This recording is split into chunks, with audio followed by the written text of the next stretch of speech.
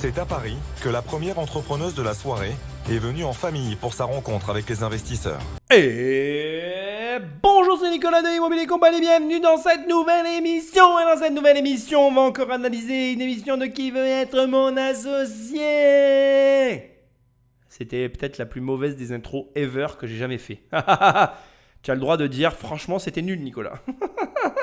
Mais bon, sinon, si tu aimes toujours ces émissions, prends le téléphone d'un ami et abonne-le sauvagement à Immobilier Compagnie sur un podcast, parce que ces émissions, enfin le podcast, c'est pas viral, quoi, tu vois, c'est un truc, ça se fait à la mano.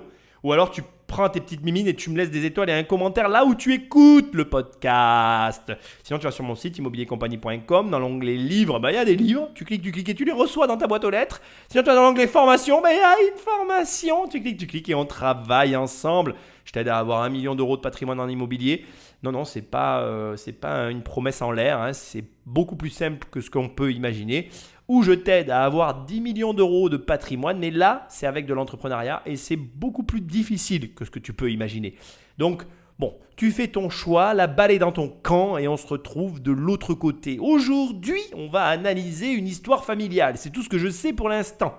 Et on va donc découvrir ensemble cette histoire, comme d'habitude, au fur et à mesure, au fil de l'eau, sans aucune préparation. Patrick Magnéto. Bonjour messieurs, dames. Bonjour monsieur. Comment allez-vous ? Ça va et vous? Très bien, parfaitement. Eva, c'est ça ? Eva, Lola, ma fille, Enchanté Lola. mon cobaye. Très bien. Et Vincent, mon mari et mon cobaye également. Également, ah oui, Voilà. ça fait beaucoup de cobayes à la maison. Ça fait beaucoup de Oui, cobayes. oui. Est-ce que tu crois en ce projet ou parfois tu as peur pour ta maman ? Je trouve que son histoire, elle est incroyable. Enfin, c'est ma mère, donc forcément, je pencherais que c'est sur une super bonne idée. Mais personnellement, en voyant le projet depuis le début, je dirais que ça fait un bon chemin en tout cas. C'est une aventure extraordinaire. En 4 mois, elle a mis ça en place, le truc a commencé à monter. Ça fait partie d'un projet de vie pour tout le monde. Et puis c'est important pour nous de la chambrer, d'être avec elle et puis de la soutenir. Lola, comment tu sens ta maman ? Je crains le pire. Alors, forcément, j'ai envie qu'elle réussisse et qu'elle y arrive. Bien sûr. Je dirais que quoi qu'il arrive, je serai là si tu perds ou que si tu gagnes. Surtout si tu gagnes. On attaque très fort parce que très souvent, notre entourage direct est soit notre plus grande source de motivation, soit notre plus grande source de peur, d'a priori, de honte, enfin j'en sais rien. Je ne sais pas pourquoi d'ailleurs, des fois on a extrêmement peur de se confronter à son entourage parce qu'on peut avoir effectivement un projet un peu particulier et on n'ose pas leur en parler, du peur du jugement, etc. Et ici, je trouve très intéressant cette introduction parce que tu te rends compte que en fait, ta famille, dans la mesure où tu leur expliques, dans la mesure où tu les impliques, dans la mesure où ils perçoivent que derrière ce que tu fais, il y a réellement quelque chose, encore une fois, pour faire écho à la précédente émission, une stratégie ou en tout cas, un fil conducteur qui te mène quelque part, c'est impossible. Bien évidemment, sauf si ta famille ne t'aime pas, c'est possible, mais c'est impossible s'ils t'aiment qu'ils ne te soutiennent pas. Et je voudrais en profiter pour souligner un détail, mais vraiment alors un détail qui est pourtant d'une importance mais capitale. Elle a dit oui, c'est mon cobaye, ce sont mes cobayes. Mais bien sûr, si déjà tu n'arrives pas à convaincre ta famille de te rejoindre dans l'aventure, si tu n'arrives pas à convaincre tes enfants, tes grands-parents, tes amis, peu importe, mais tu convaincras personne en fait. Moi, je vois trop de gens qui me disent, et moi le premier d'ailleurs, je voudrais te le confier ça. Moi, à mes débuts, j'osais en parler à personne de ce que je faisais. Parce que je ne sais pas pourquoi, j'osais pas parler de ce que je faisais. Et après, les années ont passé et je me suis dit, mais t'es vraiment un idiot en fait. Parce que si j'arrive même pas à convaincre mes amis de me rejoindre, comment tu veux que j'arrive à convaincre un étranger ? Justement, ça devrait être beaucoup plus facile de convaincre tes amis de te rejoindre dans l'aventure que de convaincre des gens que tu connais pas. Tes amis, tu connais les leviers sur lesquels appuyer. Alors je sais ce que tu es en train de te dire. Ah oui, mais Nicolas, tu te rends compte si je leur fais perdre de l'argent. Mais si tu penses ça, ça veut dire que tu crois même pas dans ton projet en fait. Le problème, il est dès le départ. Les gens qui n'osent pas convaincre les gens autour d'eux, mais en fait, c'est qu'ils ne croient même pas dans leur projet. Moi, je crois tellement à fond dans mes projets que bien évidemment que mes amis me rejoignent et que je serai très heureux que tous mes amis me rejoignent parce que je sais que j'arriverai à les amener au plus haut niveau de revenus. C'était ça la fin de la phrase. Niveau, parce que je parle de niveau, mais de niveau de revenus. Bon bref, mais tu vois ce que je veux dire ? Donc à un moment donné, là, ce qu'elle a dit, c'est hyper simple, mais c'est tellement vrai en fait. Oui, ton entourage, ce sont tes cobayes, assume-le. convertis-les et surtout, fais-leur soit vivre l'aventure avec toi, gagner du pognon, vivre tes défaites, comme elle l'a dit la petite. Je serai là que tu gagnes ou que tu perds, surtout si tu gagnes, parce que je gagnerai aussi, mais je serai quand même là si tu perds, parce que je t'aime. Tout est résumé. Si tu as compris ça, tu as tout compris. On continue, Patrick. J'espère que le stress ne prenne pas le dessus et que j'arrive quand même à bien défendre ce projet parce que je l'aime vraiment. Et ma fille est un peu différente, elle est très atypique et je trouve ça chouette de lui montrer qu'il y a plein de chemins dans la vie. Et si je réussis, je me dis, elle aura ça dans sa petite tête pour grandir en disant « on peut se les faire ces projets, on peut se les faire ces rêves ». Mais si je réussis pas, c'est pas grave parce que c'est aussi de se battre quand on veut quelque chose. Et voilà, donc je trouve que de toute manière, ça lui passe plein de valeurs. Je trouve génial qu'on ait cette réflexion. En fait, en réalité, moi, je vais appeler ça une rationalisation, quelque chose qu'on fait tous. C'est-à-dire que là, et tu peux réécouter ce passage plusieurs fois, tu l'écoutes en train de rationaliser une situation. Elle est en train, dans son esprit, et elle le dit à voix haute, mais elle se le dit aussi dans la tête, de rationaliser les différents scénarios possibles. Je réussis et j'échoue. Et d'en tirer une substance positive dans les deux cas pour trouver la force et la motivation, d'avancer dans cette direction et de surmonter sa peur, son appréhension, son angoisse, etc. Elle est angoissée pourquoi ? Parce que comme elle le dit, elle tient énormément à ce projet, mais elle va se livrer à un exercice qui lui est inconfortable, qu'elle ne maîtrise pas, qu'elle ne connaît pas. Je veux dire, franchement, je vais te dire un truc. Moi, depuis que je suis entrepreneur, je passe ma vie, mes semaines à être confronté à des situations que je ne connais pas, que je découvre, que je subis, qui me font vivre l'ascenseur émotionnel de la même manière qu'elle. Et c'est, je crois, à la fois ce qu'on aime et ce qu'on déteste, ce qui nous rend accro à cette situation. Et je dois te dire quelque chose de direct, c'est effectivement ce qui, je pense, fait que certaines personnes n'aiment pas du tout l'entrepreneuriat. Et c'est ce qui, je pense, font que certaines autres personnes adorent complètement ça et en deviennent accro. Elle s'expose finalement volontairement à quelque chose qui va la mettre dans un inconfort total et elle va chercher son énergie au travers de sa fille en se disant que j'échoue ou que je réussisse, ça va de toute façon lui envoyer un message positif pour le reste de sa vie. Rationaliser, je suis complètement contre, mais dans un cas comme celui-ci, quand c'est bien fait, c'est positif. Ça ne doit pas prendre plus de temps que ce qu'on vient d'entendre. Tu dois absolument rationaliser que sur du positif parce que tu peux rationaliser sur du négatif. Il y a énormément de personnes qui ont ce genre de réflexion complètement négative, complètement alarmiste, etc. Et ça, tu dois le fuir comme la peste. Ça ne t'apporte rien. En fait, quoi que tu fasses dans la vie, tu peux choisir d'être positif ou négatif. Le négatif, il existe par essence. C'est-à-dire que, je vais t'expliquer, tu vas comprendre, si tu ne fais rien, le non est déjà là. C'est-à-dire que, regarde, imaginons, là, elle veut de l'argent. Elle ne va pas pitcher les entrepreneurs. Elle n'aura pas l'argent, en fait, puisqu'elle leur a pas parlé. Donc, elle a déjà un non. En fait, tu ne joues que pour avoir un oui, un tout petit. Mais tu peux jouer tant de fois que tu veux, en fait. Il suffit de l'avoir qu'une fois. L'entrepreneuriat, c'est comme les jeux vidéo. C'est un jeu où tu revis tout le temps. Ta meilleure vie, en plus. Et où, en plus, tu peux, à chaque fois que tu revis, bénéficier de ton expérience passée. Donc, si tu veux, c'est exceptionnel parce que si tu le prends sous cette forme-là, ça devient un jeu et donc tu n'as pas peur du non parce que le non, tu l'as déjà. Donc, tu demandes juste un truc que tu n'es même pas sûr d'avoir parce que tu sais que tu n'as quasiment aucune chance de l'avoir. Et si jamais c'est oui, tu as tout gagné en fait. La rationalisation, ça doit être fait avec une énorme modération et surtout, j'ai un conseil à te donner que je m'applique encore aujourd'hui parce que je veux que tu l'entendes. Moi, je rationalise. Tous les êtres humains rationalisent. C'est normal en fait. Et quand je rationalise trop sur une situation, eh bien, ce que je fais, c'est mon conseil que je te donne, c'est que je passe tout de suite à l'action. Donc, je vais te donner un exemple, comme ça on va bien se comprendre. Par exemple, tiens, je vais prendre un truc tout bête, une négociation que j'ai en cours actuellement. Cette négo, elle comprend plusieurs éléments. On va dire qu'il y a 3 éléments qui sont non négociables. Je dois acheter un lot de 3 trucs, on s'en fout. Je ne vais pas rentrer dans le détail, il y a 3 points. Et depuis ce matin, on m'a appris que, mon associé, qui est ma mère, m'a dit « Je veux plus de ce truc-là en fait, tu le dégages, tu te démerdes, on n'en achète que 2 sur 3. » Sauf que, on m'avait bien précisé, on m'avait dit « T'achètes les 3 ou t'achètes pas. » Bon, qu'est-ce que je fais à ton avis ? Eh bien, je rationalise. Je suis là en mode, je vais me dire comment je vais aborder le truc, etc., blablabla, blablabla. Écoute bien ce que je vais te dire, c'est hyper important, ça va finir comme ça l'histoire. Dans ces situations-là, qu'est-ce qu'on fait? On repousse au lendemain, on n'a pas envie parce qu'on a peur du non en fait. On se dit je dois obtenir ceci, mais je sais que ça ne sera pas bon parce qu'on m'a dit que ça ne serait pas bon. C'est une énorme erreur. Et d'ailleurs, tu vois, en même temps que je te parle, je suis en train de me soigner là. Là, qu'est-ce que j'aurais tendance à faire? Prendre le téléphone, arrêter de réfléchir, appeler la personne, négocier tout de suite. À blanc, sans aucune réflexion. Parce que le problème, c'est que plus tu rationalises, plus tu réfléchis, plus tu te mets d'arguments dans ta tête qui n'existent que dans ta tête en fait.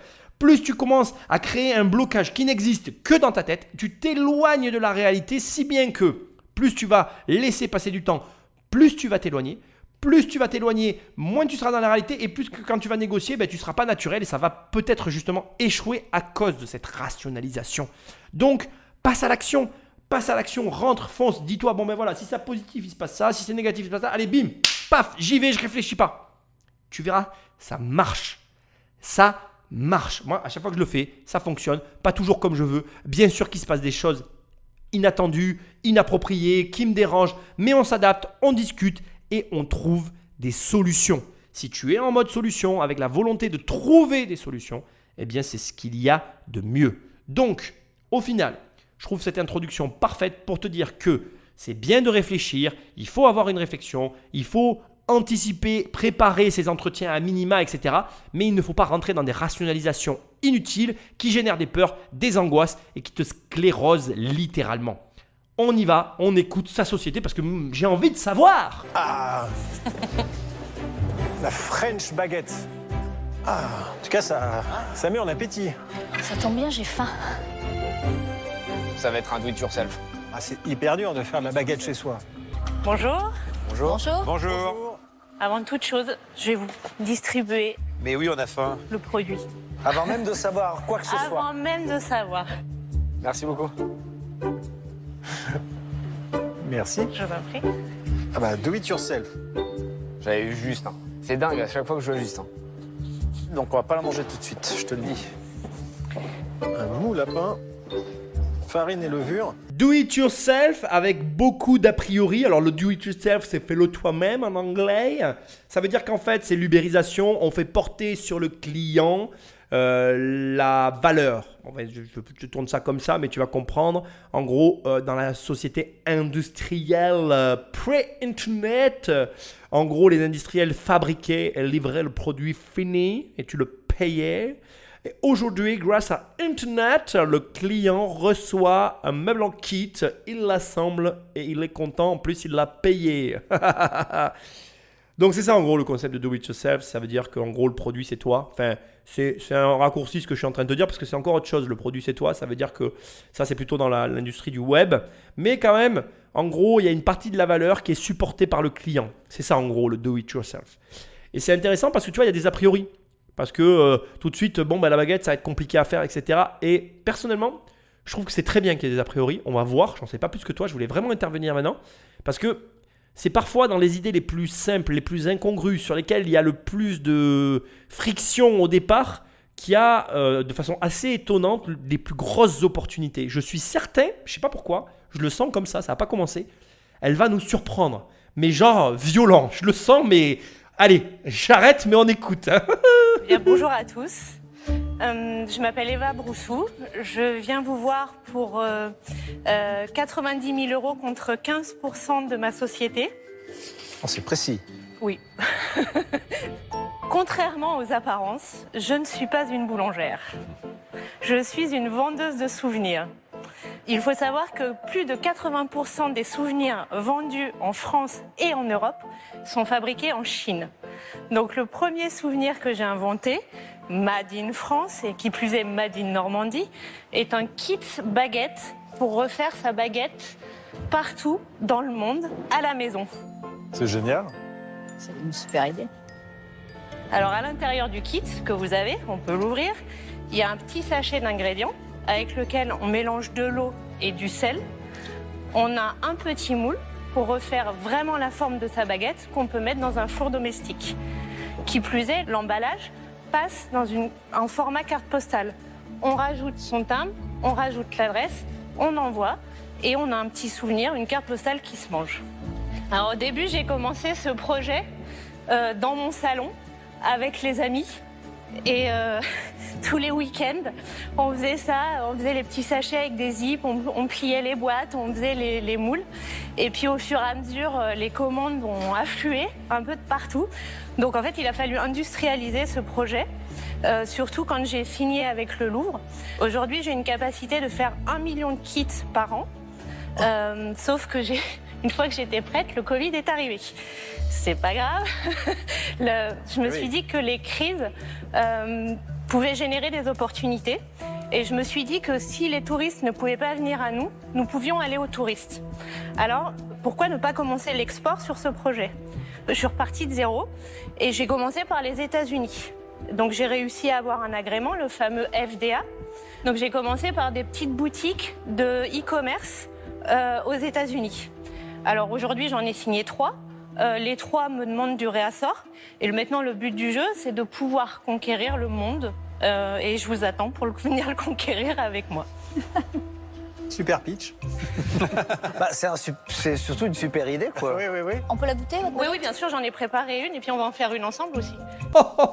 Attends, ça va trop vite. J'ai les larmes aux yeux tellement je suis ému là. Et je crois que c'est la première fois dans Qui veut être mon associé qu'il y a une fille qui dit conquérir le monde avec moi. Qu'on attend la force de ce qu'elle vient de dire, mais c'est complètement fou. La nana, déjà, elle m'a mis une claque. Elle arrive, non, mais moi je suis pas boulangère. Hein. Alors déjà, j'ai dit un truc qui est hyper dur. J'ai mis longtemps à l'accepter, encore plus longtemps à le comprendre. Mais quand tu es professionnel d'un marché, t'es pas bon. Voilà, je te le dis comme je le pense. Il vaut mieux t'attaquer à un marché que tu connais pas que t'attaquer à un marché que tu connais. C'est parce qu'elle n'est pas boulangère, c'est parce qu'elle n'est pas boulangère que je suis sûr que ça marche. Ça n'a pas commencé que je te le dis. Pourquoi ? Parce qu'elle est le client, bordel. C'est énorme. C'est-à-dire qu'elle a testé, comme elle l'a dit, ses cobayes sur son mari et sa fille. Et elle-même en mode, moi, je vais justement voir si je suis capable de faire du pain comme les boulangers français sans être boulanger. Et je vais pas du tout vendre du pain, mais je vais vendre des souvenirs. Et là, alors elle m'a tué quand elle dit, donc moi, je suis pas une vendeuse de pain, hein, les gars. Moi, je vends des souvenirs. Et elle est partie d'un postulat très simple. 100% des souvenirs vendus en France sont fabriqués en Chine. Donc, on va faire un souvenir 100% français qui nous représente. Mais c'est tellement évident. Voilà, c'est bon, je te le dis. Ils vont tous... c'est un délire. Et donc, elle monte jusqu'à 1 million de kits par an. Et là, comme elle le dit très juste... Enfin, je ne vais pas raconter l'histoire. Elle se prend le mur du Covid. Et c'est hyper intéressant. Je le répète tout le temps à qui veut l'entendre. Le Covid est un révélateur. Et il n'a fait que révéler sa personnalité. Bon, c'est pas grave. Ils peuvent plus venir. Je vais aller les trouver. Elle a eu le FDA pour le Commerce Agreement to United States. Et bim, c'est parti. Et elle a été maline. Elle s'est pas dit en mode, tu vois, elle l'a pas fait à la française. Elle s'est pas dit non, je vais rester modeste, je vais faire l'Espagne, c'est juste à côté. Non. Elle est allée sur un énorme marché mondial, le plus gros marché mondial. Et elle s'est dit, de toute façon, je suis dans la merde. J'ai 1 million de kits de production possible. Faut que je les écoule. Les États-Unis, c'est un marché à la taille de ma production. Je vais absorber le truc. Mais bravo. Là, je veux dire, c'est pas un truc que tu peux apprendre, c'est un truc que tu peux faire. Et d'autant plus que elle finit son pitch en disant, bon les gars, j'ai réussi l'Amérique toute seule. Il reste quand même quelques pays qu'on peut faire ensemble. Qui vient avec moi ? Bordel, mais moi, je lève la main. Et indépendamment du pitch, l'histoire, elle est tellement évidente que ça en est déconcertant. Tu vois ça et tu te dis, mais oui, en fait, j'aurais pu avoir cette idée. Peut-être même que tu m'écoutes et que tu l'as eu. Qu'est-ce qu'il a manqué en fait ? Il y a des boulangers qui auraient pu l'avoir. Il y a des mecs qui vont chercher des crédits à la banque, qui n'arrivent pas à les obtenir, qui galèrent. Et elle, de son petit salon, elle peut produire 1 million de kits par an. Il y a des boulangeries de quartier qui ne les font pas. Donc, les idées sont partout. Il y a de l'argent partout autour de toi. Elle est en train de te le montrer. Là, elle te met des tartiflettes. Et tu comprends pas. Tu es en train de te dire, fuck, pourquoi je ne l'ai pas fait en fait ?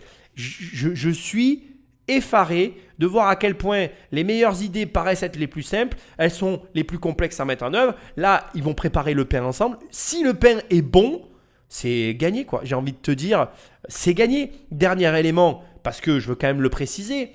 L'idée est tellement bonne parce que qui n'a pas de l'eau et du sel chez lui pour la faire, la baguette dont elle parle ? Mais personne en fait. Elle n'a pas de limite. Sa seule limite maintenant, c'est comment je fais pour scaler, comme on dit dans le jargon des startups, à la hauteur internationale. Et sa présence ici prend tout son sens. C'est une boîte qui va devenir un véritable rouleau compresseur. J'en suis, mais alors, convaincu. Ah, moi, je veux bien essayer de la faire parce que je rêverais de faire ça. Allez-y, montrez-nous les amis. Moi qui suis un grand professionnel de la cuisine, évidemment. La cuisine en poudre. Vous prenez un sachet chacun, vous l'ouvrez. On va voir qui fait. Vas-y, montre-moi déjà. Alors, ce qui est super important, parce que les gens, des fois, me l'ont raté, c'est qu'ils mettent de l'eau chaude. Il faut vraiment partir à froid. C'est Et là, hyper ça va important pas faire pour des pas grumeaux casser la levure. Non, ça va pas Comme faire ça, des grumeaux. on- Alors, on met pas tout, on met au fur et à mesure et on commence à mettre les mains dedans et on tripote. Avec la main. d'accord. Ouais, avec Ah ouais, les mains. d'accord. Faut s'impliquer dans cette émission. Ça colle à mort. C'est normal, tu pétris la pâte, on dirait que t'as jamais fait ça. Moi, je trouve ça agréable. Tu sais Ça que me t'es détend. sexy, la main dans la farine. Là, par contre, il va y avoir trop d'eau. Et voilà, Ouais, elle est ratée, celle d'Anthony. Non, non, Et non. voilà, On on va s'est remettre foutu de de la la gueule de farine. Marco, mais moi, On met de la farine quand ça colle trop. ça n'a pas l'air très simple quand même, non? Si, normalement, si. On est particulièrement mauvais avec Marc, hein, j'ai l'impression. Est-ce qu'il faut avoir des compétences en cuisine quand même pour pouvoir le faire parce que... Alors, justement, ma fille a été mon cobaye sur tout le projet. Elle a quel âge? Elle a 10 ans. Elle s'est plantée sur mon âge. Elle a eu 11 ans il y a très peu de jours quand même. Donc, le but, c'était que n'importe qui puisse la faire facilement. Si t'as juste le bon dosage à mélanger avec les mains, honnêtement, ça se fait. C'est un modèle économique qui est intéressant, ton modèle. Attends, on peut pas travailler là, on cuisine. Mais si, mais Faut je pas tout l'interroge faire. en même temps parce qu'elle a deux apprentis, deux assistants qui font rien. Alors, le modèle, au départ, il était basé justement sur tout ce qui était tourisme, etc. Avant le Covid, donc j'avais à peu près 70 points de vente. C'est tout ce qui est office du tourisme, musée, aéroport de Paris. J'étais en pourparlers avec la Tour Eiffel juste avant qu'elle ferme. Et en fait, avec le Covid, je me suis aperçue qu'il y avait d'autres canaux de distribution. C'est-à-dire que l'export est une vraie piste aussi.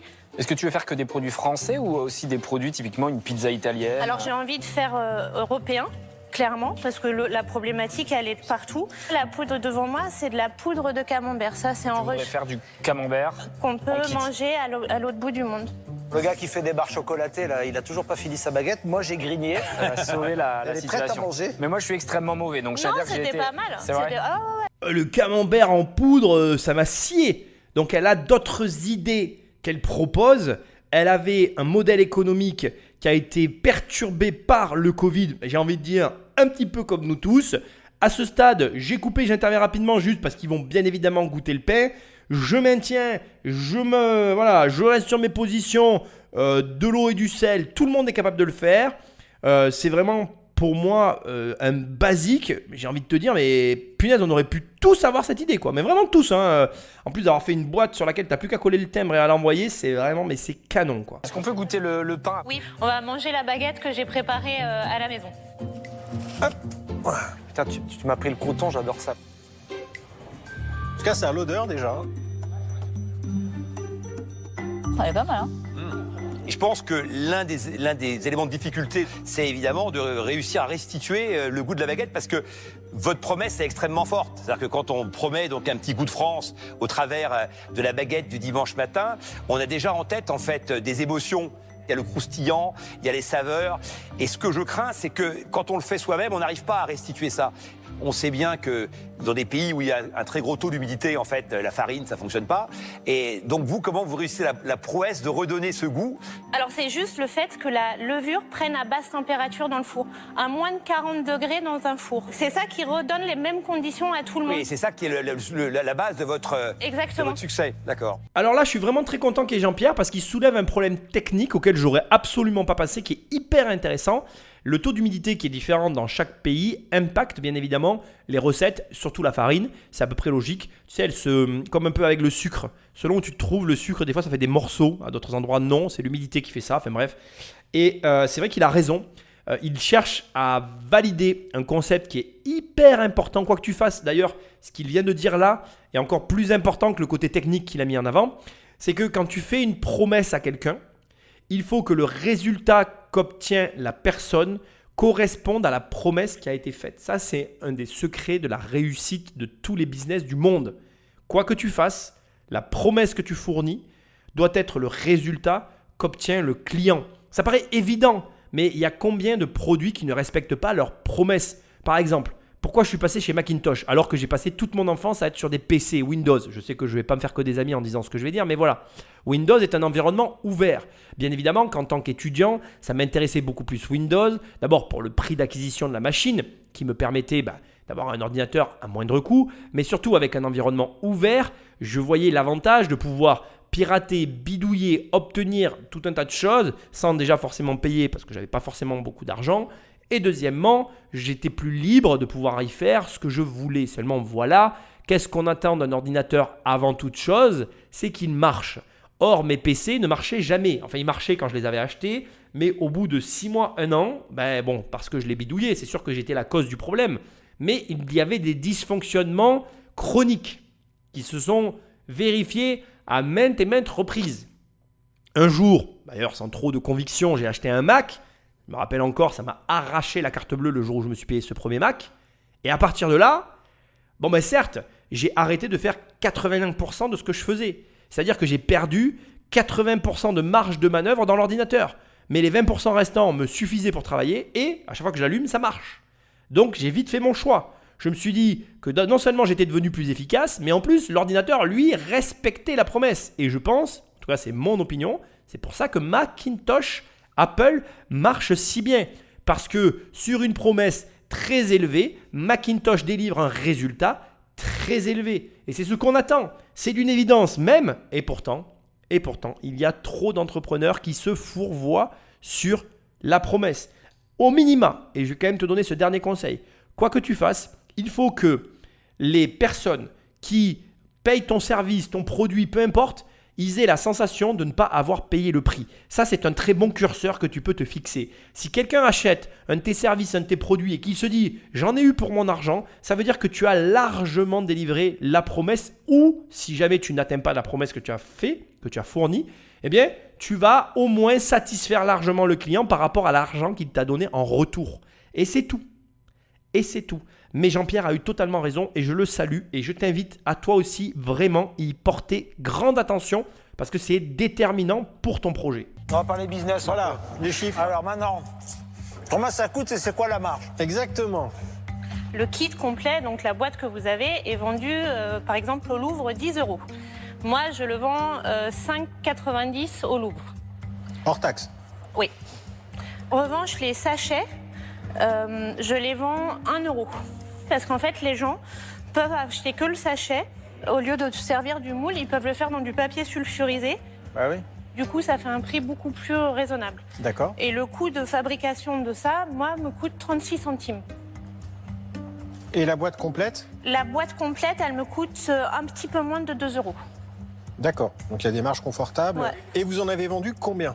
J'ai vendu essentiellement des sachets cette année et j'en ai vendu 17 000. Ok. Bah, quand même. Et j'ai regardé aussi le prix pour la fameuse licence éventuellement aux États-Unis où on peut faire des big bags de 25 kilos en vrac pour les boulangers, ceux qui voudraient reprendre une licence French Baguette. Et là, j'aurai une marge à peu près de 50% aussi sur les big bags. Ah, donc ça, c'est un modèle que tu vas explorer. Complètement. D'accord. Et qu'il faut que j'explore. Mais pour ça, il me faut des sous.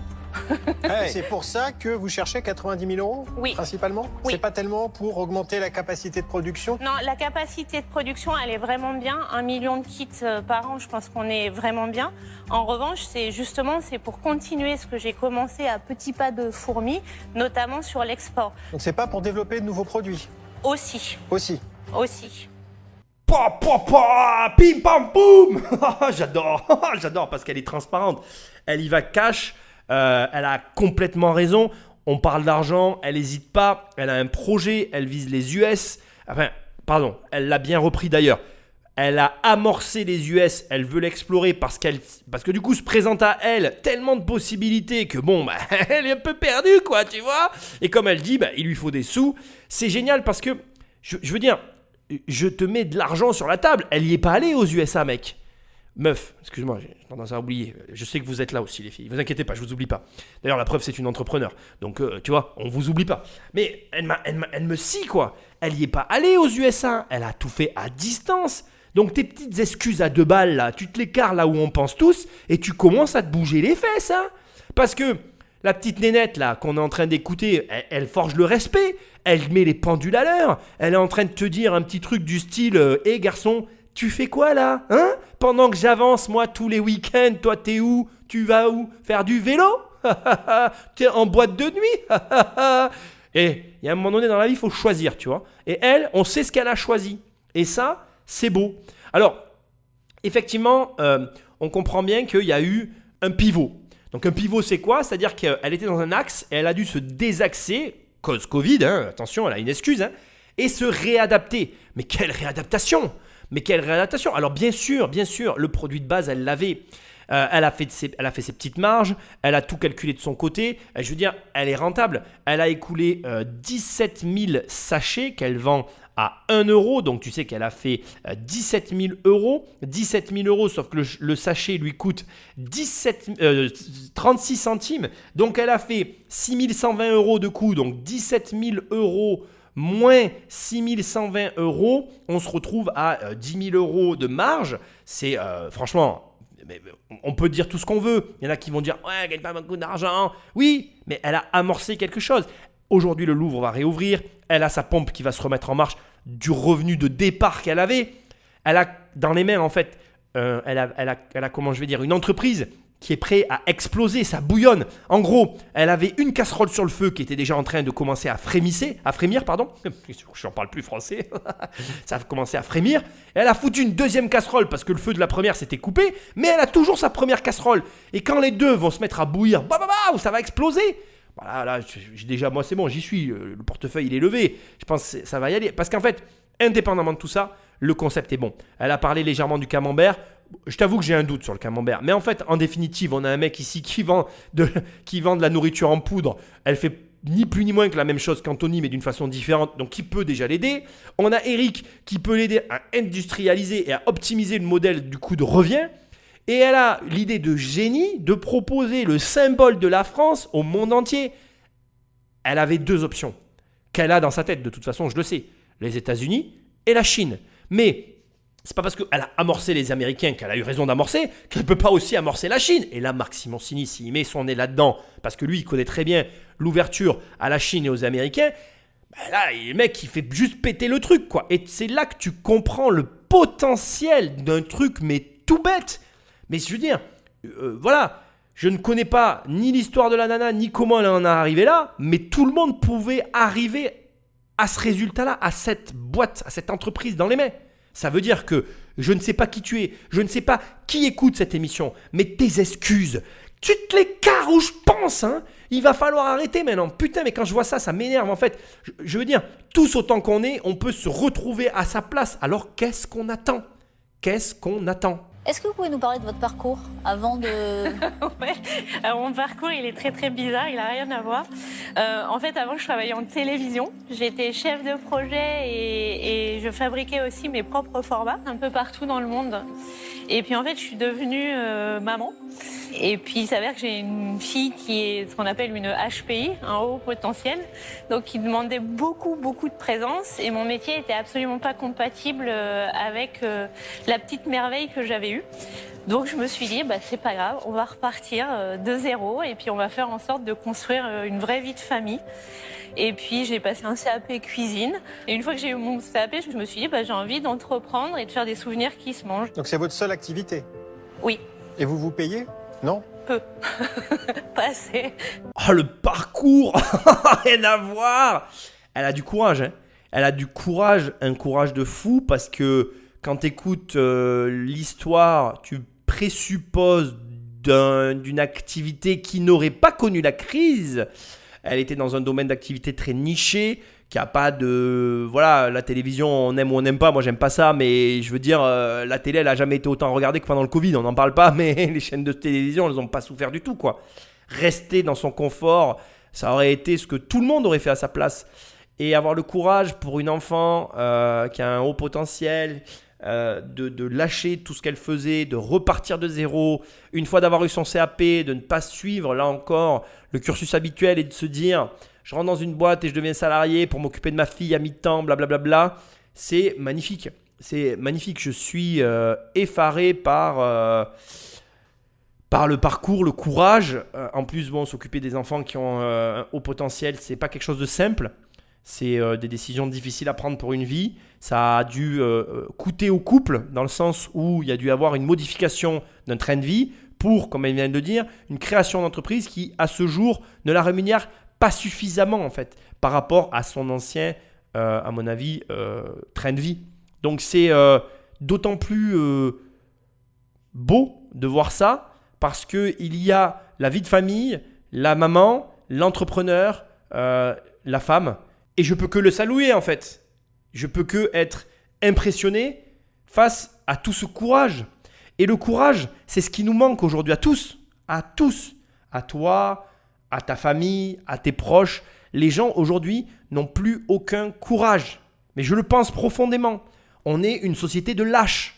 Moi, aujourd'hui, il n'y a pas le quart des gens que je vois autour de moi avec lesquels je partirai à la guerre. Parce que je sais très bien que au bout de quelques pas, je me retournerai et je serai seul.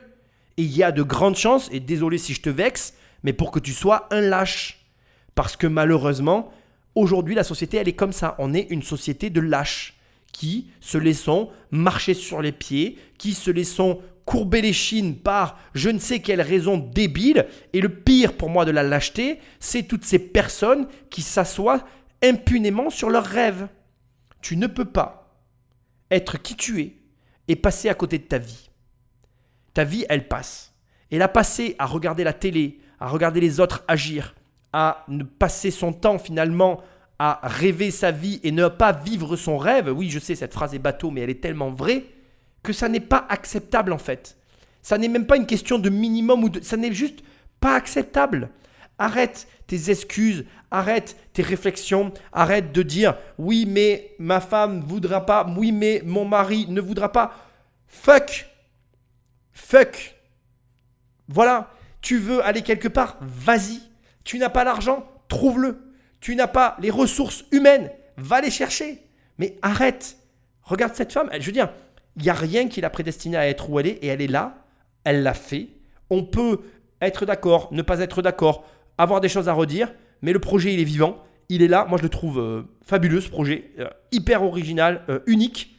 Et je suis certain qu'il y en a qui vont lever le portefeuille. Patrick Magnéto.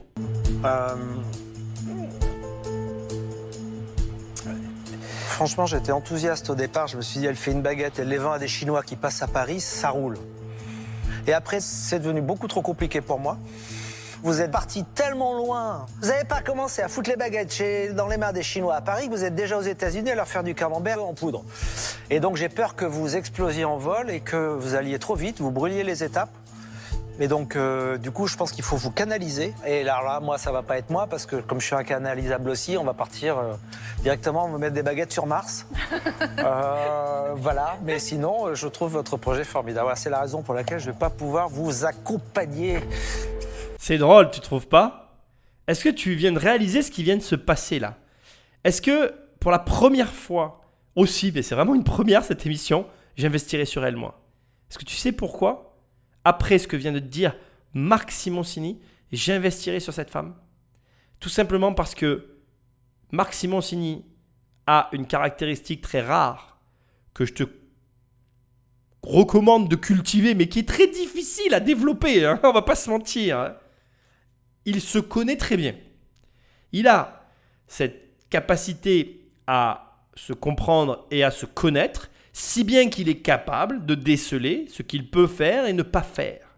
Et il vient précisément de mettre le doigt là où ça fait mal. Il lui a dit, on est toi et moi stricto sensu identico, et si toi et moi on travaille ensemble, on sera déjà en train de vendre des baguettes de pain sur Mars, mais qu'on n'aura jamais produit et avec lesquelles on n'aura jamais fait de chiffre d'affaires. Ce qui veut dire que, quand tu connais le parcours de Marc Simoncini quand même, qu'elle a la capacité de t'emmener partout, mais il faut quelqu'un pour la canaliser. Qui va être capable de la canaliser? Ça ne sera pas Marc Simoncini. Ça nous apprend donc deux choses. Premièrement, on ne cherche pas à travailler avec des gens qui nous ressemblent. Tu ne peux pas travailler avec des gens qui te ressemblent. Tu travailles avec des gens qui te complètent. C'est différent. Mais c'est comme ça qu'on y arrive. Et deuxièmement, on doit bien se connaître pour justement être capable de gérer au mieux la société, l'activité qu'on est en train de développer. Mais pour moi, ce que je suis en train d'entendre, de voir, c'est quelqu'un qui a le potentiel de Marc Simoncini. Et là, il a raison par rapport à qui il est et à sa manière d'être, parce qu'il l'a bien précisé. Le problème ici, ça serait son accompagnement qui ne serait pas justement de bon augure par rapport aux deux profils identiques. Mais ça ne veut pas dire qu'il n'existe pas quelqu'un pour se mettre en face d'elle et lui dire « Attends, écoute, le camembert aux États-Unis en poudre, c'est une bonne idée, c'est sûr. Mais pour l'instant, on va se concentrer sur la baguette. » Et ça, c'est important de l'entendre, tu vois. Ça nous amène aussi sur un dernier élément qui est dur à entendre pour tous les entrepreneurs, pour toutes les personnes qui sont frustrées dans leur coin. Des idées, les gens comme elle, comme toi, comme Marc, comme moi, tous ces gens-là qui sont des créatifs, on en a tous les jours. Moi, tous les jours, j'ai des idées en fait. Et comme l'a dit Marc, plus c'est simple, mieux ça fonctionne. Le défaut de l'être humain, c'est qu'il a cette fâcheuse tendance à empiler les contraintes qu'il s'est lui-même imposées. Et au fur et à mesure qu'il empile les contraintes, le gâteau, le millefeuille, il devient trop compliqué et à la fin, il est débectable. Et ce n'est pas à ça qu'on veut arriver. L'idée de départ, la baguette, c'est la bonne idée. Il faut se concentrer dessus et déployer la bonne idée.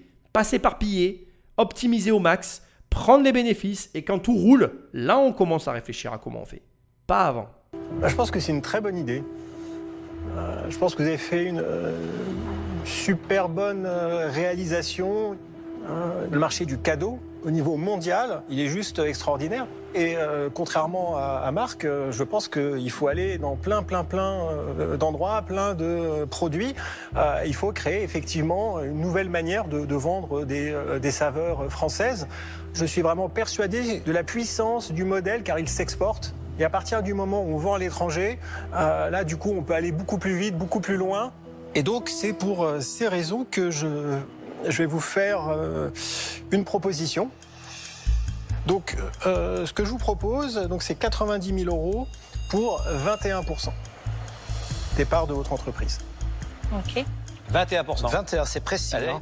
Mais déjà, on a une proposition, tu vois, on est sauvés. Donc, on sait que quoi qu'il arrive, il y a une option. Exactement. Déjà, elle peut partir, elle peut dire j'ai eu une proposition. Eric fait une proposition complètement légitime de par l'aspect industriel de la chose. Il voit l'inverse de ce que voit Marc, c'est-à-dire qu'il voit que le côté international peut ramener finalement du chiffre d'affaires et accélérer le processus en augmentant ainsi les marges et en poussant l'appareil industriel à son maximum.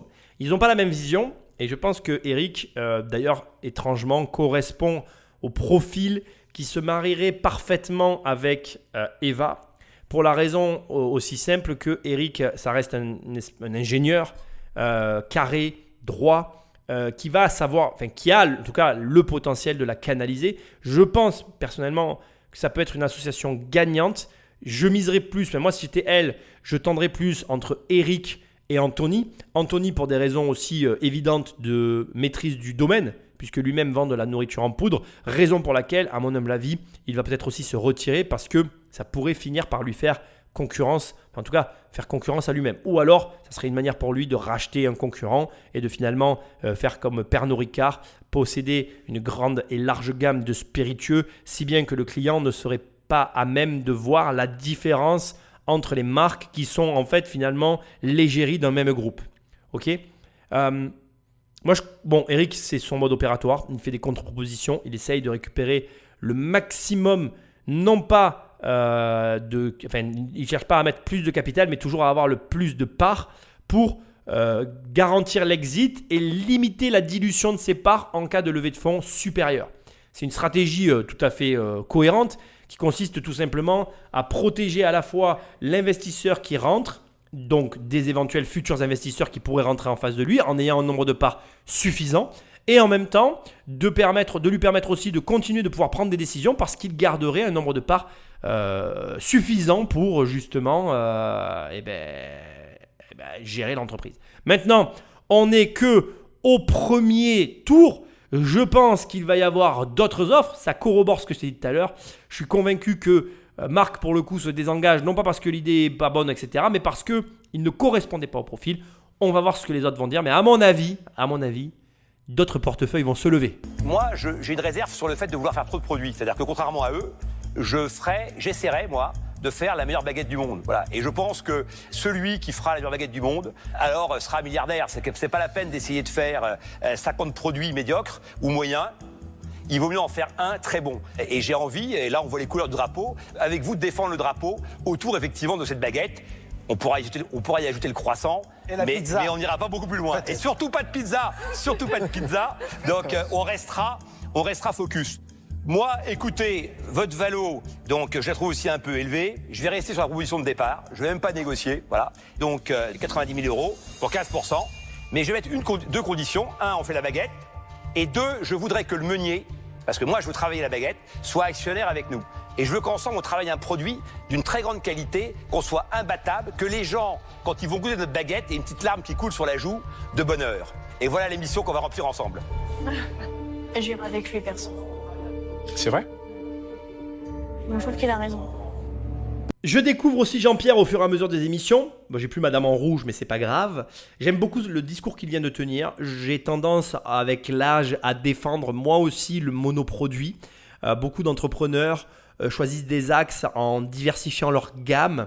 Et la diversification t'expose au risque, comme il l'a dit, de la médiocrité. Alors que le monoproduit te permet d'atteindre l'excellence. Je partage vraiment sa philosophie. Donc forcément, comme la fille de Eva qui a parlé sur la fin, j'aurais tendance à justement m'orienter vers Jean-Pierre. Il faut savoir que là, Jean-Pierre fait une proposition hyper intéressante parce que justement, il a entendu les propos de Marc et tout de suite, il cadre le périmètre dans lequel il va agir et la façon dont ils vont travailler, ce qui peut déplaire à Eva parce qu'elle a tendance à partir dans tous les sens, mais ce qui pourrait aussi justement lui faire dire « Marc m'a alerté sur justement ma tendance à vouloir tout et rien faire et peut-être que Jean-Pierre, avec ce cadre bien restreint, me tiendra dans un périmètre qui me garantira la réussite. » Donc, voilà, moi en tout cas, le monoproduit, je t'incite à vraiment y réfléchir. C'est quelque chose auquel on ne pense pas, mais qui est vraiment très puissant. Mais attention, à condition qu'on vise l'excellence. On n'est pas dans le monoproduit pour faire « Ah oui, j'ai qu'un produit à vendre ». Non, c'est je fais le meilleur produit qui existe. Comme l'a dit Marc, et la larme coule sur la joue de bonheur parce que ce produit-là est exceptionnel et il n'est pas remplaçable. On parle vraiment de recettes, on parle vraiment de... Voilà, mais quand je dis de recettes, on ne parle pas que de cuisine. On parle d'une recette générale pour aller chercher un très haut de gamme avec tout ce que ça implique. Et d'ailleurs, tu noteras qu'il impose une association avec le meunier. Ça peut d'ailleurs déplaire à Eva parce que ça va justement restreindre les possibilités de levée de fonds par la suite. Parce que s'il y a un meunier, s'il y a Jean-Pierre, s'il y a Eva, ça fait déjà 3 personnes qui se partagent le capital. Et ça implique que derrière, pour les éventuelles autres levées de fonds pour grossir, ça restreigne l'afflux d'argent potentiel qui viendra dans leur caisse. Mais au demeurant, la promesse d'atteindre l'excellence est une promesse intéressante que je considérerai tout particulièrement parce qu'elle correspond à mes valeurs. J'aime le fait que vous mettiez en valeur les atouts et le savoir-faire de la France. Alors moi j'ai également envie de vous faire une proposition. Cette idée-là, la French Baguette, c'est une très bonne idée.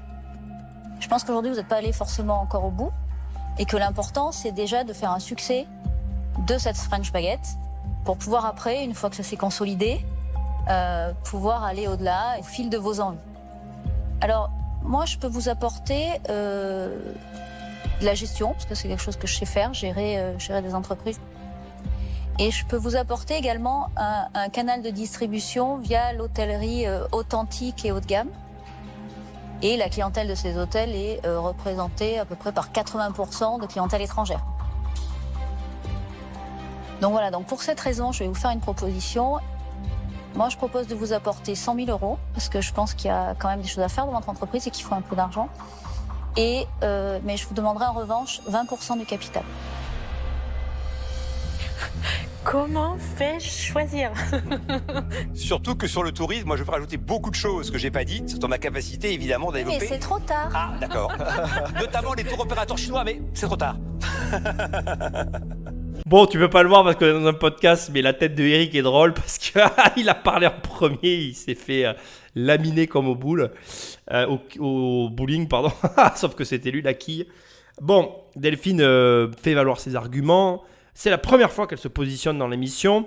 Ce qui est intéressant de voir, c'est qu'ils voient tous le potentiel. Je pense qu'à ce stade, il y a un élément que je ne t'ai pas dit, mais je pense qu'on connaît tous l'impact de la baguette. Pourquoi ? Parce que la baguette, c'est toutes ces histoires qu'on a tous entendues. Dans ces podcasts, tu as entendu l'histoire du boulanger millionnaire aux États-Unis, tous ces boulangers qui s'exportent et qui gagnent énormément d'argent dans d'autres pays.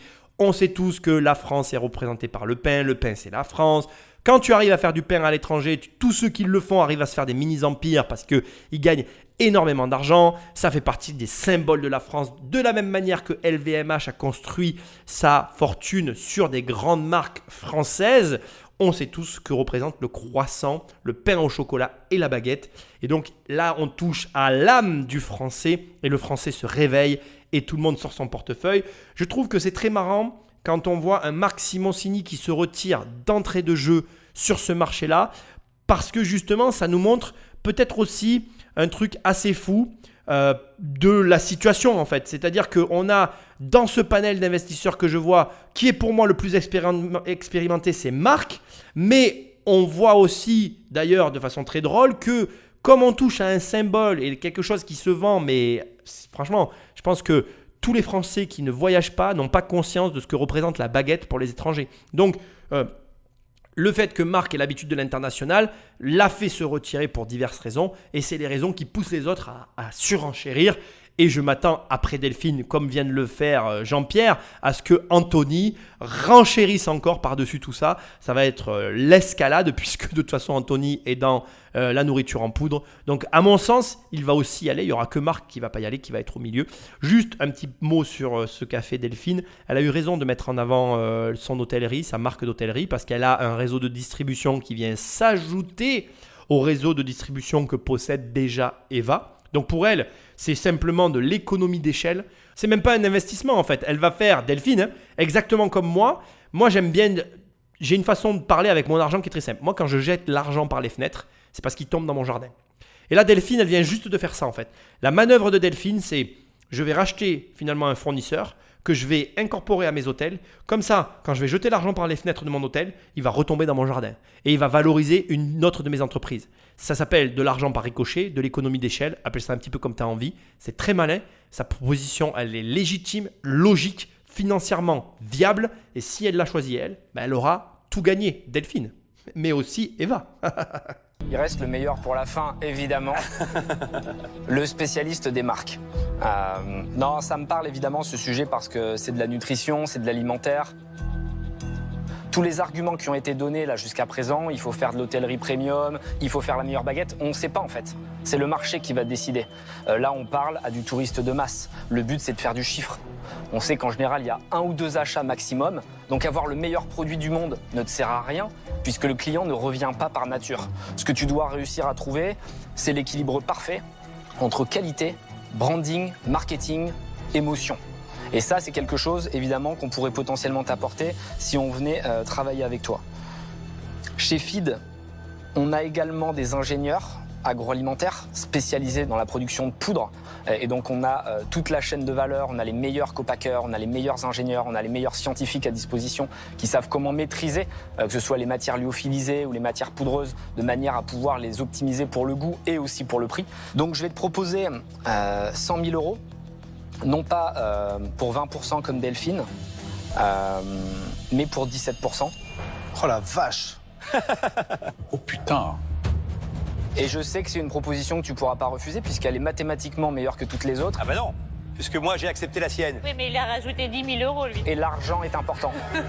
Et ma position va évoluer. J'arrête. Oh là là. Oh, c'est chaud.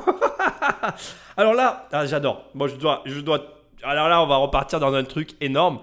Donc Anthony, on remarque une chose que je suis en train de remarquer, il n'a pas beaucoup parlé, ce petit coquin. Il n'a pas beaucoup parlé, mais il a préparé.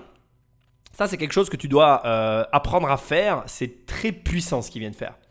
Il a pris les arguments de chacun et il ne les a pas démontés. Il les a factuellement, simplement confrontés à la réalité. C'est vraiment très important. Il y a récemment, j'étais en discussion avec un partenaire qui m'a fait une remarque désobligeante. Enfin, pardon, je dois corriger ce que je suis en train de te dire, qui croyait m'avoir fait une remarque désobligeante. Sauf que la remarque qu'il m'avait fait était factuelle. Et ma réaction l'a surpris. Il m'a dit, tu t'énerves pas. J'ai dit non, je m'énerve pas, ce que tu m'as dit est factuel. C'était factuel. C'est-à-dire que quand c'est factuel, c'est factuel. Tu ne peux pas lutter en fait. Des fois, il y a des gens qui s'énervent face à la réalité. Mais en réalité, ce que vient de faire Anthony est factuel. Quand Marc dit, et même moi, j'étais d'accord avec Marc, et là, ce qu'il vient de dire m'a mis une claque. Et je dois le reconnaître. C'est factuel. Mes arguments étaient bidons tout à l'heure. Et tu vois, comme les émissions sont enregistrées en live sans réflexion, je me rends compte qu'il a raison. Et c'est là où tu vois la diff avec un mec qui a maîtrisé son art. C'est-à-dire qu'il a dit, attendez, de facto, un touriste, il ne revient pas. On s'en fout que ta baguette, elle soit la meilleure du monde en fait. Il suffit juste qu'elle remplisse le rôle pour lequel elle a été créée. Et il a raison. Il faut que l'équilibre soit parfait entre ce que tu promets, le résultat et l'émotion. Il a tout dit en fait. Et c'est effectivement, je dois le reconnaître, c'est comme ça que ça fonctionne. Et donc, le fait qu'il ait l'agroalimentaire derrière, la connaissance et la structure du marché, ça a mis tout le monde KO en fait. Et c'est vrai que tout le long, on voyait Eric se démonter au fur et à mesure des propositions, mais parce que déjà, il a passé son temps à se faire surenchérir sur son offre, et parce qu'en plus, chacun des arguments qui ont été amenés ont finalement été détruits par Anthony, qui a finalisé un calcul qu'il a dû faire, à savoir offrir plus d'argent en prenant l'équilibre de part parfait. Finalement, en fait, il a fait l'offre de l'argumentaire qu'il a donné. C'est-à-dire qu'il a donné un argumentaire qui a bout par bout, point par point, détruit chacune des positions en place. Donc, il a détruit les arguments de Jean-Pierre. Il a dit à Delphine qu'aujourd'hui, personne ne savait comment ce produit devait être développé, que c'était le marché qui devait le dire. Et il a balayé l'ingénierie d'Eric par la sienne, qui est nichée dans le marché qu'il occupe déjà. Eric, c'est un ingénieur qui sait faire de l'industriel, mais sur des produits informatiques. Il ne sait pas faire de la nourriture en poudre. Et quand Anthony te dit « on a les meilleurs du domaine », il dit la vérité en fait, c'est factuel.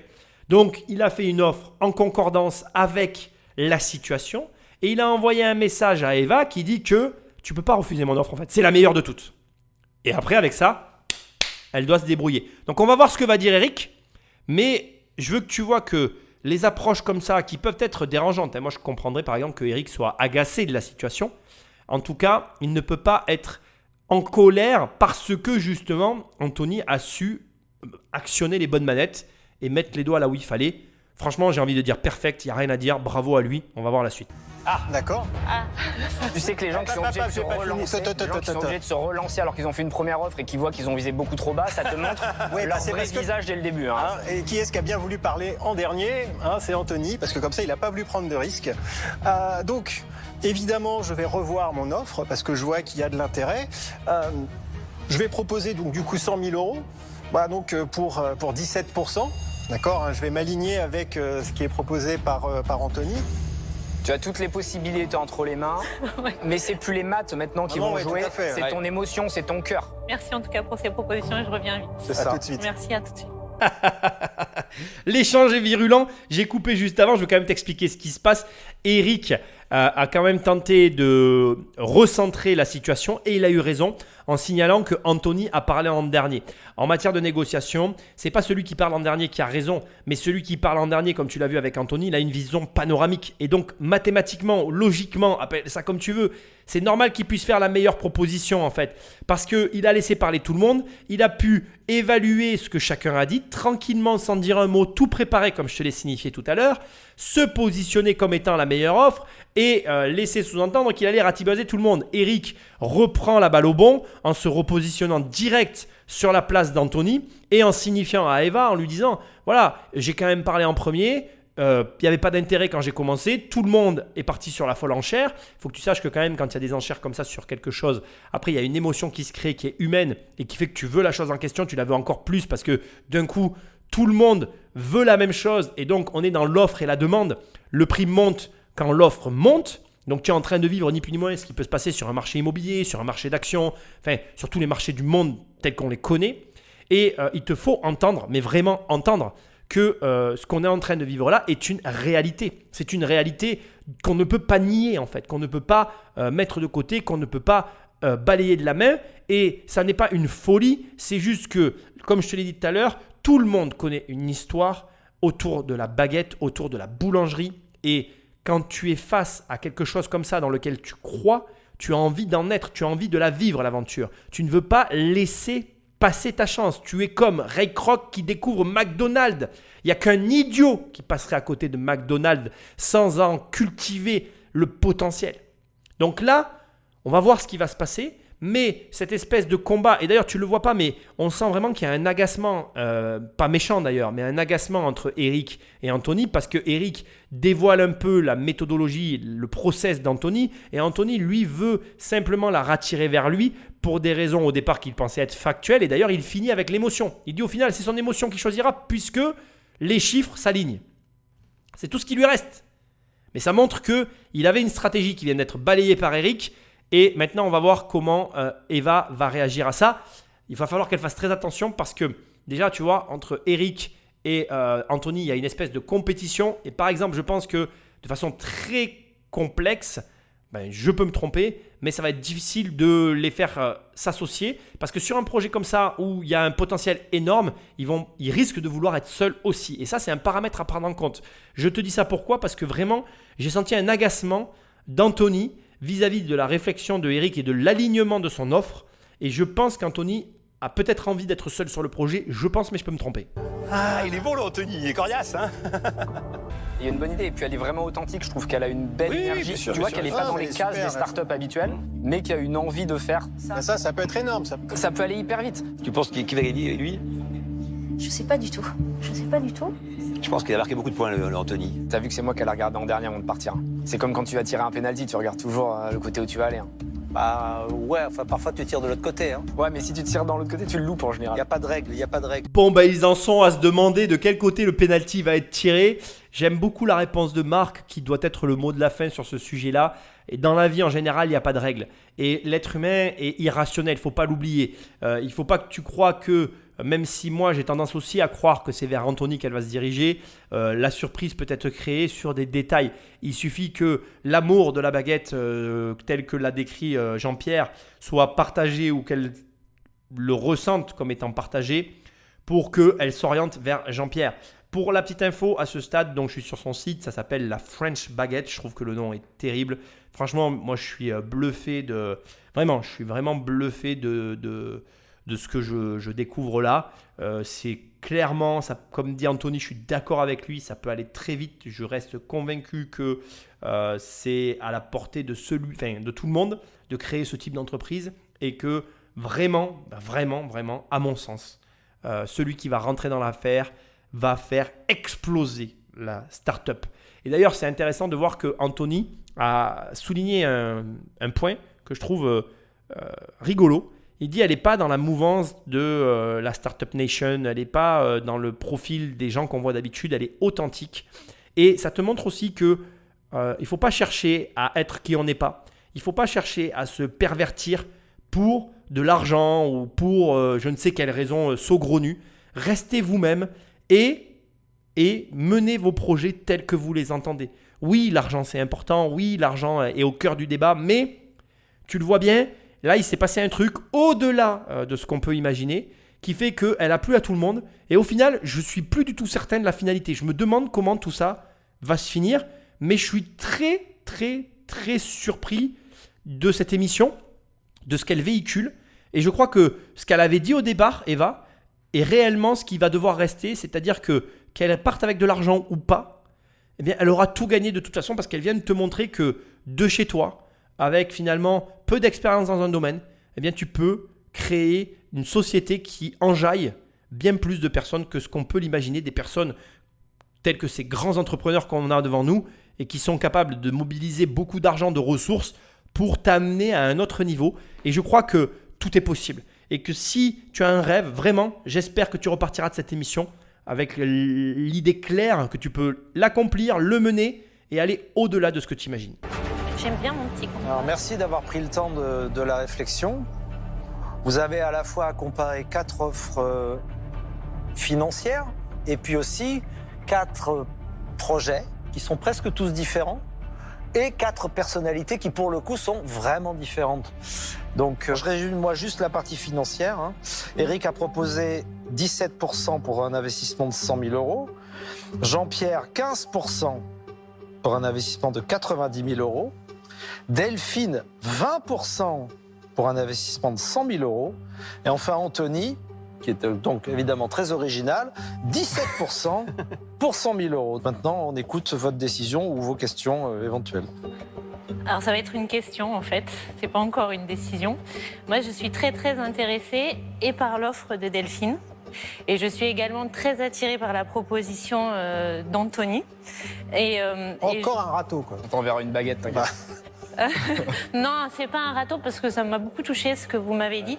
C'est que moi, en fait, la meilleure baguette du monde, c'est pas mon envie, en fait. Alors même si j'ai envie de faire un très beau produit, je crois que c'est pas mon projet et c'est pas mon envie.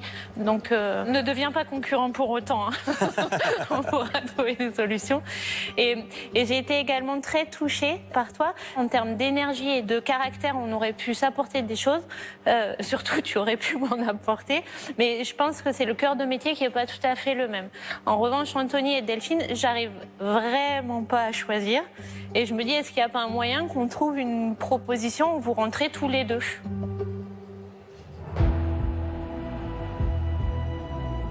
C'est le feu et la glace là que tu essayes de marier. Ouais, mais ça me va bien. Alors, moi, je pense que avec Anthony, nous sommes très différents, donc très complémentaires. Et je pense qu'on peut vous apporter des choses complémentaires. En revanche, j'ai pas vraiment l'impression qu'Anthony ait envie de s'associer. Non, moi je reste ouvert au souhait du fondateur, mais je préférerais avoir l'intégralité pour moi. Je suis pas surpris.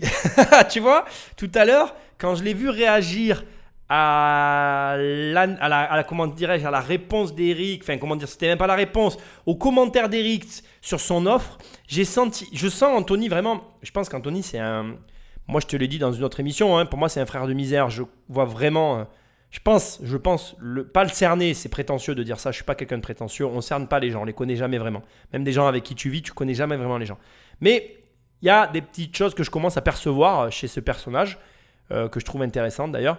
Je pense que c'est quelqu'un qui a beaucoup souffert. D'ailleurs, la façon dont Delphine a amené la chose est très intéressante aussi, tu vois. Elle a dit les choses d'une façon, parce que je pense vraiment que... Je ne dis pas qu'il est caractériel, je ne fais aucun sous-entendu, non. Je comprends très bien sa position. Aujourd'hui, la position d'Anthony, elle est très simple. Elle est sur son segment de marché. Il a vraiment tout le savoir-faire en interne pour magnifier ce produit-là. Et il se dit, mais de toute façon tout à fait froide, et il a raison. Moi, je vais revaloriser, c'est moi qui vais bosser, et je vais revaloriser la chaîne hôtelière finalement que m'apporte Delphine. Pourquoi je devrais faire ça en fait ? Parce qu'il considère, mais peut-être à tort d'ailleurs, il considère que ce qu'il va lui amener sera plus valorisant que ce qu'elle va amener en fait. Et c'est, franchement, mais vraiment, je pense que c'est légitime parce qu'en termes purs de corps de métier, effectivement, Anthony est dans le juste. Sauf que ça ne marche pas que comme ça. Il faut comprendre que l'essence de cette boîte, c'est quand même une fille qui n'a rien à voir avec le pain, qui se lance dans du pain. Et donc peut-être que Delphine, qui n'a rien à voir avec les aliments en poudre, aurait pu ou pourrait amener des choses, elle aussi, dans un projet pour lequel elle n'a pas, au premier abord, d'affinité et ou de compétences directes à amener. Au demeurant, comme elle l'a dit, elle sait gérer une entreprise et ça a une valeur. Et à mon avis, je pense que Anthony sous-estime la valeur que Delphine a amené, à apporter ou à comment dirais-je, l'expérience qu'elle possède dans la gestion de société parce qu'elle gère quand même un très gros groupe de camionneurs, entre autres, et de transport. Et ça ne doit pas être les entreprises les plus simples à gérer. Donc si tu veux... bon voilà, on est dans un combat, dans un combat c'est pas le terme tu vois, mais on est dans une opposition difficile, on va écouter la suite et c'est ce qui est dur quand tu rentres comme ça dans des négociations, c'est 1, de mettre de côté ton ego, 2, de mettre de côté tes a priori, 3, d'arriver à analyser justement la situation pour réussir à obtenir le meilleur deal possible et vraisemblablement, on va voir la suite, mais c'est très compliqué que ce soit pour de grands investisseurs comme pour des investisseurs plus modestes comme nous. Donc, voilà, c'est intéressant ce que tu es en train de vivre là, parce que c'est quelque chose qui peut t'arriver très régulièrement, auquel tu peux être confronté et auquel il faut se préparer. Mais c'est pas facile du tout. Fais un choix, tu fais un choix en fonction de ce que tu ressens, c'est dans ton ventre que ça se passe, tu vois là. C'est même plus des maths.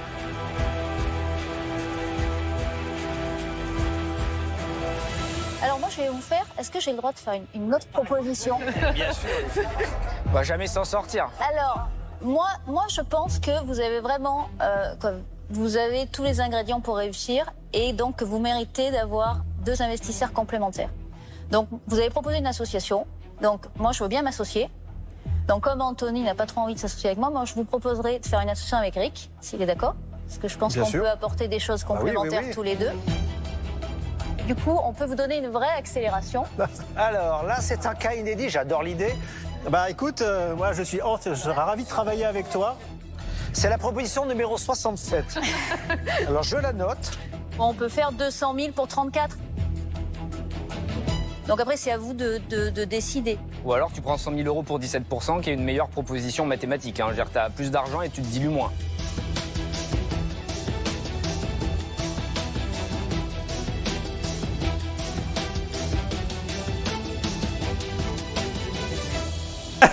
Et là, tu voudrais avoir la réponse, mais j'arrive.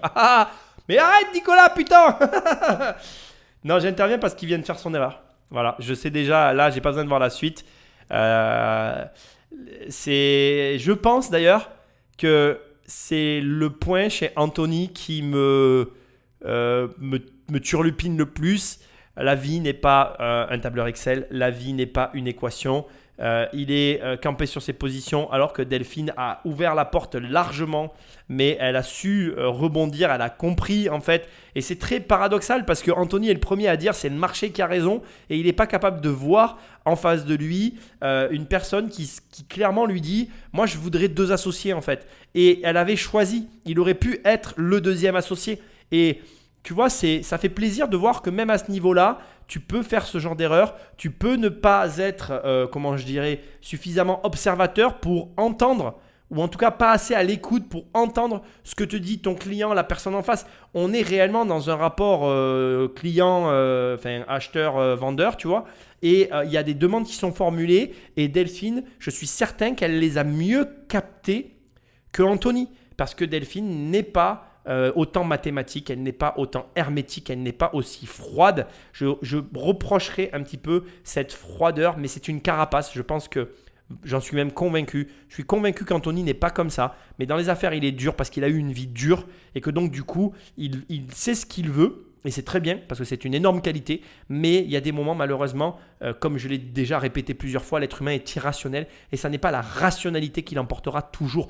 Rappelle-toi de ça, c'est très important. Ne base pas comme le fait Anthony, c'est une énorme erreur que ce soit en immobilier, en tout. On croit en immobilier parce qu'en immobilier, il y a beaucoup d'argent qui sont mis en avant. On parle toujours que du prix, on ne négocie que le prix, mais ça n'est vraiment pas que le seul vecteur de négociation. Il y a énormément d'affect, il y a énormément d'irrationalité derrière un bien immobilier. Et si tu arrives à capter cette irrationalité, le besoin, le désir que peuvent avoir les vendeurs en face de toi, tu peux arriver à faire des affaires insane, complètement en dehors de ton esprit, que tu n'imagines même pas.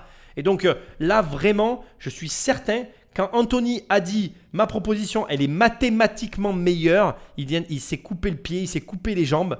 Malheureusement pour lui, parce que je l'apprécie de plus en plus, mais ce côté froid n'est pas ce qui permet tout le temps de l'emporter. Et j'aimerais que tu gardes ça en tête parce que c'est vrai pour tout en fait. Ça n'est pas... D'ailleurs, on fait cette erreur aussi dans nos projets qu'on peut mener. Il n'y a pas que le projet financier. Il y a d'autres aspects qui rentrent en ligne de compte pour la réussite d'un projet. Ne les néglige pas, ces aspects-là, parce que c'est ce qui va t'amener à la réussite ou à l'échec. Voyons voir si j'ai raison ou si j'ai tort. J'accepte la proposition de 200 000 pour 34%. De vous. Bravo, excellent. Ah, bah ça. Trop content. Bah écoutez, je suis contente. Voilà. Merci. Vraiment contente, merci. Et bravo. Merci, merci beaucoup. Bravo, bien joué. Ben, merci à vous et bravo. Bonne fin de journée. Au revoir. Mais d'où tu me sors une contre-offre à la dernière minute qu'on était... Et pourquoi pas? Mais attends, je sais pas, moi. Et pourquoi pas? On fait pas ça aux gens. Mais si, moi quand on me provoque, je réponds. Bravo, moi j'y croyais plus là, j'étais out et Quel retournement de situation, quoi. Delphine, merci de m'avoir remis dans le deal. Hein. Il est parti par la porte, il est re-rentré par la fenêtre. Bah, je vous ferai quand même rentrer chez Monoprix si ça peut vous aider. Hein. Ah, c'est sympa. C'est gentil. Il n'y a que toi pour faire un truc comme ça. Tu pars pas avec un associé, tu pars avec 2. Ouais, j'adore. C'est chouette, non? C'est chouette, ouais. Trop contente. C'est improbable. Et je suis sûre de mon choix. T'es sûr de ton choix, ouais. Je suis très très touchée d'avoir eu 4 propositions, aussi différentes soient-elles. De repartir avec 2 associés, je trouve ça juste génial parce que c'est 2 fois plus de force. Donc je suis contente et sereine. Anthony n'est absolument pas rancunier, il propose de les faire rentrer chez Monop, donc c'est vraiment pour lui la main tendue. Mais après dans les affaires, je pense qu'il y a une réelle scission chez lui. Je trouve ça très sain, je veux quand même que tu le notes dans un coin de ta tête. Je pense que dans les affaires, il faut savoir faire comme il fait, c'est-à-dire se dire bon ben voilà, là je parle business, là j'en parle plus, c'est bon, c'est réglé, j'ai pas eu l'affaire, donc je peux quand même vous aider. Je trouve que c'est très fair-play de sa part, ça montre vraiment qu'il a une bonne mentalité. C'est bravo à lui pour ça, c'est pas aussi facile que ça parce que tu sens qu'il y a quand même... Voilà, on était vraiment sur son domaine d'activité. Je comprends qu'il y ait une pointe d'amertume. Il avait dans la main tout pour faire passer ce projet sur une autre dimension. Indépendamment de ça, encore une fois, on l'entend bien sur la fin et sur ce que dit Eva à sa famille. Elle est vraiment sûre de son choix et on sentait vraiment qu'elle voulait avoir ces 2 associés-là. Enfin, 2 associés. Elle n'a pas eu précisément les 2 qu'elle voulait, mais elle a 2 associés qui lui amènent plus d'argent et qui lui permettent d'obtenir... qui vont lui permettre d'obtenir des process dans le travail auxquels elle n'aurait jamais eu accès sans eux en fait. Et ça va tout changer d'avoir cet argent et d'avoir ce capital pour aller chercher, à mon avis, le gros chiffre d'affaires qui va bien derrière. C'est vraiment intéressant cette émission, j'en ressors avec une belle réflexion et j'espère que toi aussi, ça te montre comme elle l'a dit Eva dès le départ qu'au bout du compte, tu n'as rien à perdre dans la vie et tu as au contraire tout à tenter pour justement aller au-delà des limites que tu crois être tes limites. Et ça montre aussi que nous sommes des êtres émotionnels et que je ne sais pas quel est ton projet en fait. Mais ne mise pas tout sur les chiffres. Les chiffres sont bien évidemment très importants et ils demandent à être travaillés, mais ça ne fait pas tout. Il y a aussi l'homme derrière les chiffres, il y a aussi la façon de gérer, la façon de s'organiser, la manière de travailler, la réactivité, le feeling. Il y a tout un tas de paramètres qui rentrent en ligne de compte, tellement de paramètres qui rentrent en ligne de compte qu'on ne les perçoit pas. Et à tort, on se concentre sur la partie émergée de l'iceberg et il y a tout ce qu'on ne voit pas et qui fait pencher parfois la balance du côté où on s'y attend le moins. Et Marc l'avait dit, il n'y a pas de règles. Et là, tu le vois bien, il n'y a vraiment pas de règles.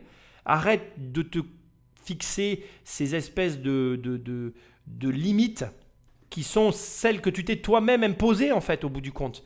Et commence à explorer, comme elle l'a fait, des zones dans lesquelles tu n'oses pas aller. Parce que c'est là que se trouve la réponse. Je te rappelle, et c'est quand même capital pour moi, que Eva n'est pas boulangère, elle n'est pas une professionnelle de la boulangerie et elle a créé une baguette que tu peux fabriquer chez toi, facile à fabriquer, telle qu'un professionnel n'a jamais encore pensé à le faire. Ça, pour moi en tout cas, ça forge le respect et ça laisse à méditer. Ça te laisse déjà avec le champ des possibles, ça te laisse te dire que tu peux tout faire, qu'il n'y a pas de limite et non content qu'il n'y ait pas de limite et que tout est possible et qu'il n'y ait pas de règles, eh bien, tu es capable, dans n'importe quel domaine, et encore plus si tu n'es pas un professionnel de ce domaine, d'exploser tous les résultats que tu peux imaginer en fait. Donc, libère-toi, libère ton esprit et fonce. Fonce dans la direction que tu crois être la tienne, ne réfléchis pas et passe à l'action. Je te remercie d'être présent, laisse-moi des commentaires et des étoiles là où tu écoutes cette émission. Tu peux aller sur mon site immobiliercompagnie.com dans l'onglet formation ou dans l'onglet livres. Tu cliques et soit on travaille ensemble, soit tu reçois des livres dans ta boîte aux lettres. Je te remercie de ton écoute et de ta présence et je te dis à très bientôt dans une prochaine émission.